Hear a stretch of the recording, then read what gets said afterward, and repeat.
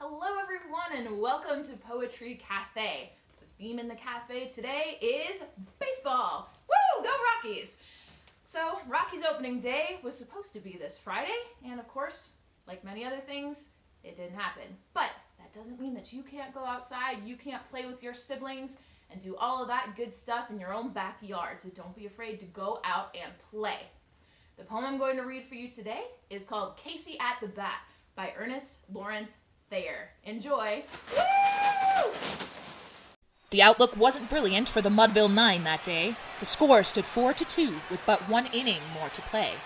And then when Cooney died at first and Barrows did the same, a pall-like silence fell upon the patrons of the game. A straggling few got up to go in deep despair. The rest clung to the hope which springs eternal in the human breast.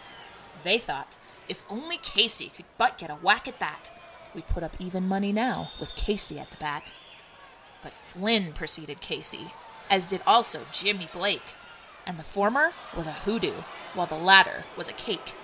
So upon that stricken multitude grim melancholy sat, for there seemed but little chance of Casey getting to the bat. But Flynn let drive a single, to the wonderment of all, and Blake, the much despised, tore the cover off the ball, and when the dust had lifted, and men saw what had occurred, there was Jimmy safe at second and Flynn a hugging third. Then from 5,000 throats and more there rose a lusty yell. It rumbled through the valley. It rattled in the dell. It pounded on the mountain and recoiled upon the flat. For Casey, mighty Casey, was advancing to the bat. There was ease in Casey's manner as he stepped into his place. There was pride in Casey's bearing, and a smile lit Casey's face. And when, responding to the cheers, he lightly doffed his hat, no stranger in the crowd could doubt 'twas Casey at the bat. 10,000 eyes were on him as he rubbed his hands with dirt.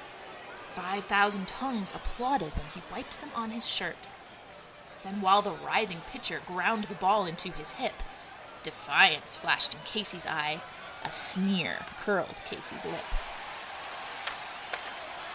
And now the leather-covered sphere came hurtling through the air, and Casey stood a-watching it in haughty grandeur there. Close by the sturdy batsman the ball unheeded sped. "That ain't my style," said Casey. "Strike one," the umpire said. From the benches, black with people, there went up a muffled roar, like the beating of the storm waves on a stern and distant shore. "Kill him! Kill the umpire!" shouted someone on the stand. And it's likely they'd have killed him, had not Casey raised his hand. With a smile of Christian charity, great Casey's visage shone. He stilled the rising tumult. He bade the game go on. He signaled to the pitcher, and once more the dun sphere flew, but Casey still ignored it, and the umpire said, "Strike two!" "Fraud!" cried the man in thousands, and echo answered, "Fraud!" But one scornful look from Casey and the audience was awed. They saw his face grow stern and cold. They saw his muscles strain. And they knew that Casey wouldn't let that ball go by again. The sneer is gone from Casey's lip. His teeth are clenched in hate. He pounds with cruel violence his bat upon the plate. And now the pitcher holds the ball, and now he lets it go, and now the air is shattered by the force of Casey's blow.